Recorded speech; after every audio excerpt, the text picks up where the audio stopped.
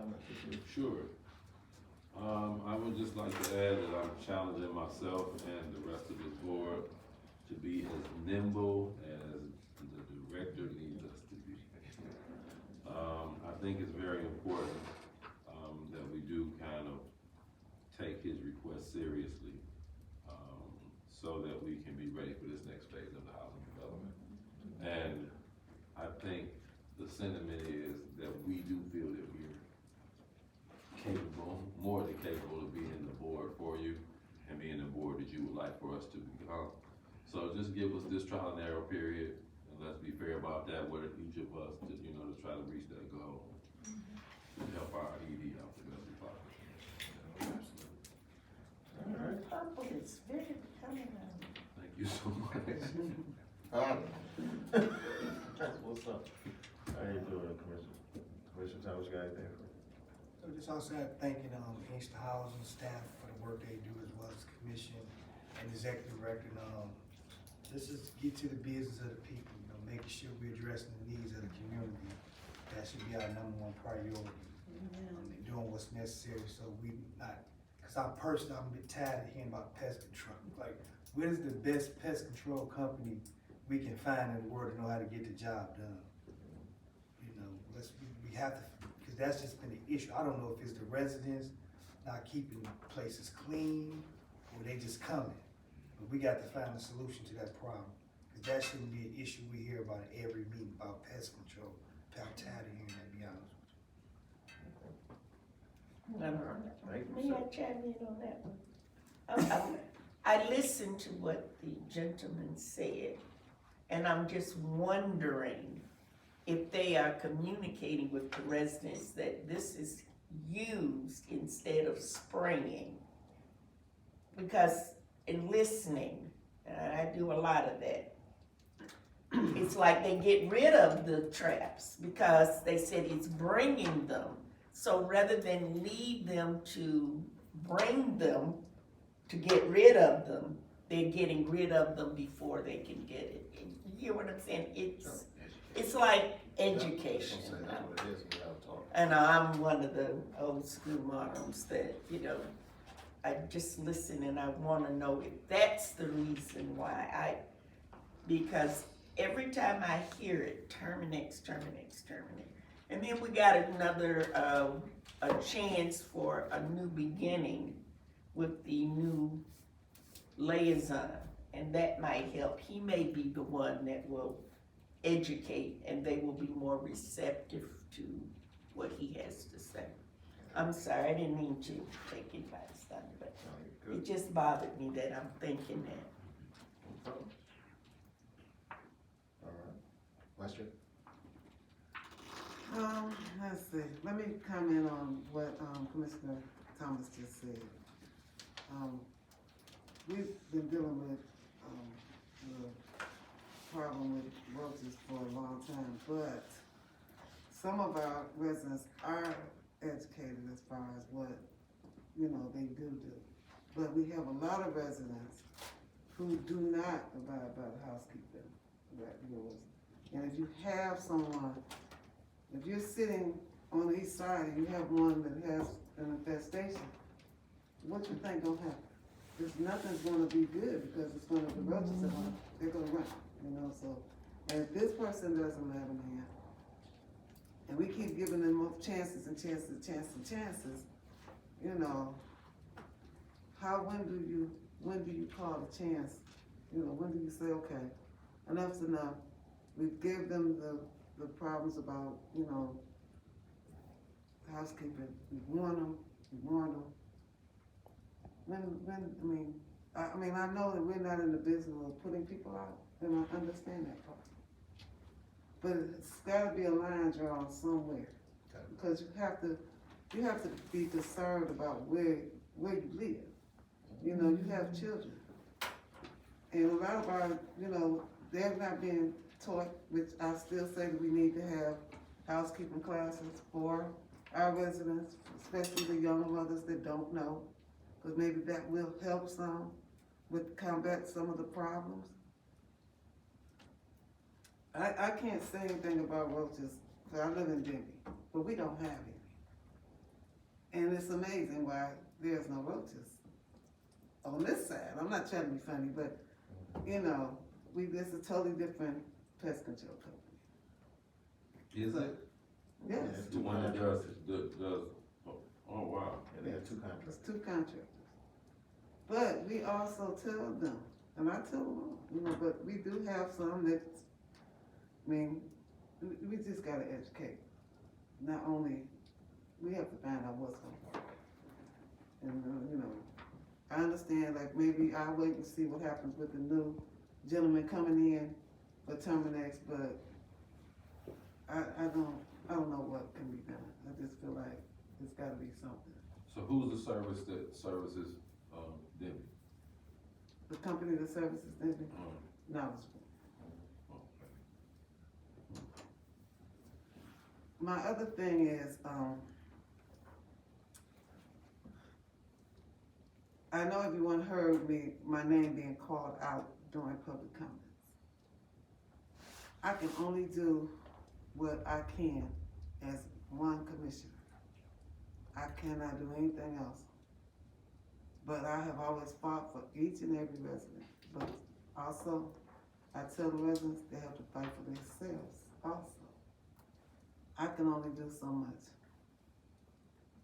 But I have tried to help, as I said on this board as commissioner, to help my residents, the community, and I do the best that I can do. And that's all I can do. If it's a problem, I want everybody else to look in themselves and look in the mirror at themselves and say, can I do a better job? Or can I deal with a better job? Or do I have a better solution? I'm more than welcome. You have that if you want that. On a lighter note, October 29th from 4 to 8, we are going to be partnering with the Inkster Writers. Wow, so many different organizations. I'm really excited about this. All right. We're gonna do a Village of Inkster Halloween extravaganza, the 29th, from 4 to 8. So what we're gonna do, they're gonna take Brookside Park, and we're gonna make Brookside Park into a haunted forest for the kids. We will be still having the candy, the sororities will be helping, so they'll be doing the candy with the trunk or treat. We'll be doing our hot dogs and our juice, and we will be doing our pictures for the kids, and then we're gonna try to do, as we always do, have a best costume contest for the little ones from like kindergarten up until middle school. So that's what we're looking forward to, and everybody's really excited about it. I think it's gonna be fantastic with all the different organizations that's joining in. We're just looking to have a blast. There's a couple other things, but I'm gonna hold off and I gotta do some more investigating, and then I will bring it to the board. Other than that, and I do wanna say thank you once again to everyone who participated with the backpack. We really appreciate it, everybody's help. We couldn't have did it without everybody. All right. Teamwork. All right. Okay. That's gonna leave it to me for this last little That's bit. the house. Let's see. Comments from me. I was out in DC for the FADA conference. Enlightening. They almost always are. You know, I like some of the FADA flavor. It's kind of nice to get the narrow flavor when you go and get the FADA flavor. FADA tends to be more concentrated for executive directors, executive staff, folks like that in their situations with their authorities. I will tell you though, some of the amount of concern for the state of affordable housing and the Section 8 voucher program was intense in that event. There's some gentlemen who've been doing some stuff for a long time stepped up, and they was like, listen, I can see how I can give my authority to make it to my retirement. After I leave, I don't see how the thing is gonna stay afloat. it's that type of serious when it comes to the Section 8, especially with HUD moving everything out of Section 9 into the Section 8 program that can no longer sustain the rents and keep up with what's going on in the country. It won't get any more funding, and things just seem to be going bad. Like we see it in our numbers. You got people walking around with a voucher trying to find a place to stay, and 1 out of 4 of them are like, your voucher be solved in your hand because you can't find a place. So that is a concern for me. I was looking at the median rents for the area. Median rents now for this area, for our particular AMR is $1,371 for a 3-bedroom house. For an area that makes 32 grand, roughly 34 grand per capita. That's almost untenable for folks. You gotta change your life to come up with 1,400. And it's, you know, and for our folks, that's, you know, they gotta throw their utilities and stuff in there to get that voucher right. Yep. So it's like, I don't understand how, it's heartbreaking. That was a heartbreaking conference. I sat in there listening to them folks, and they was like, we don't get it. And these folks who've been doing this like 30, 40 years, no books, no stuff, and now they sitting there like, how do we keep this thing afloat? This is impossible. We need money. You know, that's why we was sitting there and watching them. They were trying to figure out how to get these funds. I'm gonna come back to that. I did bring some stuff from the conference to leave with the director, because I didn't have enough. I didn't want to put a whole bunch in my suitcase. But I brought enough for it. I'm gonna leave here, so if folks wanna read it, they can come to the office, take a look at some of the stuff. We are members of this organization. I think as a commission, I think we're members, so we can get access to this stuff. But I'm gonna get back to that. The director talked about digital divide. For me, I'm been working with Comcast my whole life, and setting people up for internet service is something that I'm serious about. At the FADA conference, they spoke about the ACP program. It's the federal program that pays for internet for residents. Every resident in public housing is available, is qualifies for the ACP program. To a man, to a woman, to a child, everybody does. I'm curious as to what our percentage of penetration is in our footprint, as to whether we making sure that, because they not only do they qualify for this through Comcast, which is pretty much what we got around here, you get the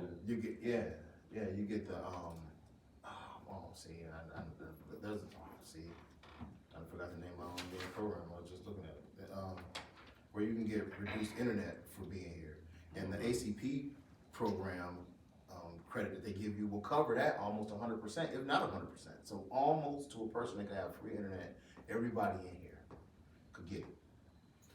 I'm just curious as to if we are pushing that and making sure that folks here have that program, are going through the Comcast program to get the cheap internet, and then using the ACP credit to get it for free. Everybody should be. So that's something I'd like to know about, see if we can try and get numbers on that, talk to residents, see if they paying for their internet, because they shouldn't. Yeah, they are, but they only give you the $30 credit, but they don't tell you about the other part. They give you $30 toward. The ACP, yeah, give you the $30. If you go into the Comcast program, it's like $30. Right. So the ACP will cover it. Right. So yeah, if they paying, they should be. That's something I'd like to get a number on what it is, and then try and get a better penetration to our units or what people got. Let's see here. Committee work. We ran it.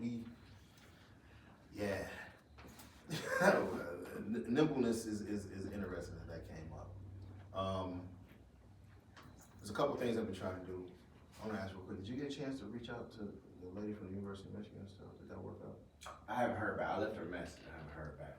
Okay, because if we have that group of people there with all the contracts, I'd like us to have this ready so that she could be there, so we can move forward with them too.